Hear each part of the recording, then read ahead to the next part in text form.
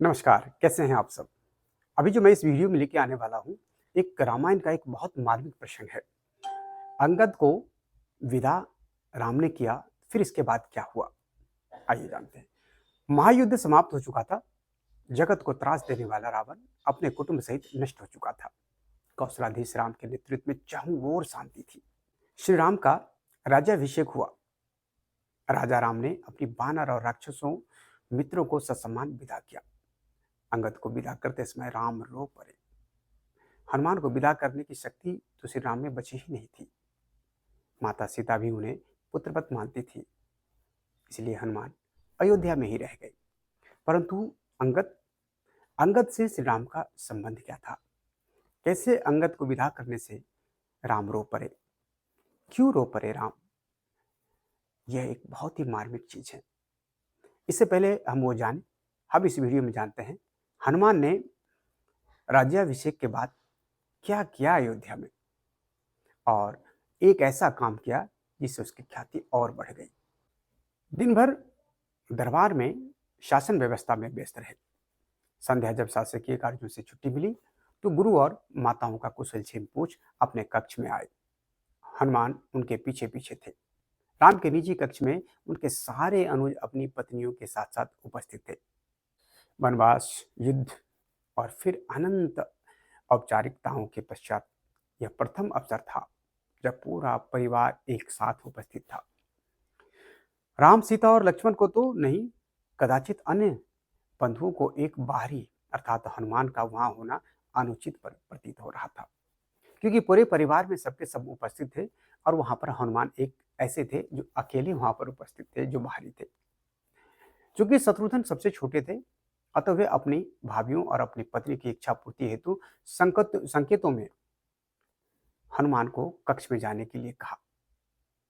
हनुमान उस पर ध्यान नहीं दिया, पर आश्चर्य की बात कि हनुमान जैसा ज्ञाता भी यह मामूली संकेत समझने में असमर्थ हो रहा था। चूंकि शत्रुघ्न आंखों से, इशारों से उसको कोशिश कर रहे थे कि हनुमान को यह बताएं कि आप अपने कक्ष में जाएं। अस्तु उनकी उपस्थिति में बहुत देर तक सारे परिवार ने जी भर के बातें की। फिर भरत को ध्यान आया कि भैया भाभी को भी एकांत मिलना चाहिए। उर्मिला को देख उनके मन में हुक उठती थी, इस पतिव्रता को भी मैंने अपने पति का सानिध्य तो चाहिए। ऐसा लक्ष्मण सोचने लगा कि वर्षों तक यह पतिव्रता अपने पति से दूर रही है, इन्हें अपने पति की सानिध्य तो चाहिए ही चाहिए। अतः उन्होंने राम जी से आज्ञा ली और सबको जाकर विश्राम करने की सलाह दी। सब उठे, राम जानकी का चरण स्पर्श कर जाने को हुए, परंतु हनुमान फिर भी वहीं बैठे रहे। हनुमान नहीं उठे। उन्हें देख अन्य सभी उनके उठने की प्रतीक्षा करने लगे कि सब एक साथ ही बाहर निकलेंगे, सब खड़े रहे, लेकिन हनुमान वहां से नहीं उठे। राम ने मुस्कुराते हुए हनुमान से कहा, क्यों वीर, तुम भी जाओ, तनिक विश्राम कर लो। हनुमान बोले, प्रभु आप सम्मुख है, इससे अधिक विश्रामदायक भला कुछ और हो सकता है? मैं तो आपको छोड़कर नहीं जाने वाला। शत्रुघ्न तनिक क्रोध से बोला, परंतु भैया को विश्राम की आवश्यकता है। भैया को विश्राम की आवश्यकता है कवीश्वर, उन्हें एकांत चाहिए, इसलिए आप भी यहां से जाकर के विश्राम कीजिए। इस पर हनुमान जी बोले, हाँ तो मैं कौन सा प्रभु के विश्राम में बाधा डाल रहा हूं? मैं तो यहाँ पैताने बैठा हूं, यानी कि पांव के पास बैठा हूं। आपने कदाचित सुना नहीं, भैया को एकांत की आवश्यकता है। पुनः शत्रुघ्न हनुमान जी को मुखातिब हुए। हनुमान जी शत्रुघ्न को देख करके बोले, माता सीता तो यही है ना, आप लोग जाइए, वो तो नहीं जा रही, फिर मुझे क्यों निकालना चाह रहे हैं आप? माता सीता यहाँ बैठी है, मैं भी बैठा हुआ हूं, प्रभु के चरण में बैठा हुआ हूं। शत्रुघ्न उन्हें देखकर क्रोधित हो रहे थे कि आखिर ये समझ क्यों नहीं रहा है, इतने बल बुद्धि में निधान आदमी ये समझ क्यों नहीं रहा कि भैया और भाभी को विश्राम की आवश्यकता है, इन्हें भी एकांत की जरूरत है। लेकिन वो एकांत की बात तो दूर, वो उनके चरण पकड़े बैठा हुआ है। लक्ष्मण बोले, भैया को और भाभी को एकांत में रहने का अधिकार है, उन्हें अधिकार यह प्राप्त है, क्या उनके माथे पर आपको सिंदूर नहीं दिखता? हनुमान आश्चर्यचकित हो गए। प्रभु श्री राम को बोले, प्रभु, क्या यह सिंदूर लगाने से किसी को आपके निकट रहने का अधिकार प्राप्त हो जाता है? मतलब हनुमान बिल्कुल आश्चर्यचकित में बोले, क्योंकि उन्हें बोला गया था कि माता श्री जानकी के माथे में सिंदूर है, तो उनको यह अधिकार है कि श्री राम के साथ एकांत में वास कर सके, वो एकांत में रह सके। तो हनुमान आश्चर्यचकित होकर के श्री राम जी से पूछ लिया, प्रभु, क्या सिंदूर लगाने से किसी को आपके निकट रहने का अधिकार प्राप्त हो जाता है? राम मुस्कुराते हुए, अवश्य, अवश्य प्राप्त होता है। श्री राम बोले, यह तो सनातन प्रथा है हनुमान। यह सुनकर हनुमान तनिक मायूस होते हुए उठे और राम जानकी को प्रणाम करके बाहर चले गए। फिर उसके पीछे पीछे लक्ष्मण, शत्रुघ्न सबके सब वहां से चले गए, श्री राम जी और श्री जानकी को एकांत में छोड़कर। प्रातः राजा राम का दरबार लगा था। साधारण औपचारिक कार्य हो रहे थे। नगर के प्रतिष्ठित व्यापारी नियम मांगते दरबार में उपस्थित हो गए। ज्ञात हुआ कि पूरी अयोध्या में रात भर व्यापारियों के भंडारों को तोड़ फोड़कर हनुमान उत्पात मचाते रहे थे। राम ने यह सुना और सैनिकों को आदेश दिया कि हनुमान को राजसभा में उपस्थित किया जाए। रामाज्ञा का पालन करने सैनिक अभी निकले ही नहीं थे कि केसरिया रंग में रंगे पुते, बिल्कुल ऊपर से नीचे तक केसरिया रंग में रंगे हुए, सिंदूर के जैसे रंग में रंगे हुए हनुमान अपनी चौड़ी मुस्कान और हाथी जैसे मस्त चाल से चलते हुए राजसभा में उपस्थित हो गए। उसका पूरा शरीर सिंदूर से पटा हुआ था। एक एक पग धरने पर उनके शरीर से एक एक शेर सिंदूर नीचे गिर जाता था। इतना सिंदूर लपेट लिया था पूरे के पूरे तन में। उसकी चाल से ऐसा महसूस हो रहा था कि कोई हाथी चल रहा हो। उनकी चाल के साथ पीछे की वायु के साथ सिंदूर उड़ता चला जा रहा था। हवा से माध्यम से हवा जब चलते थे तो उसके ऊपर से सिंदूर निकल करके बिल्कुल धूल की तरह उड़ रहा था। हनुमान राम के निकट आकर उन्होंने प्रणाम किया। अभी तक सन्न होकर देखती रही सभा एकाएक जोर से हंसने लगी। अंततः बंदर ने बंदरों वाला ही काम किया।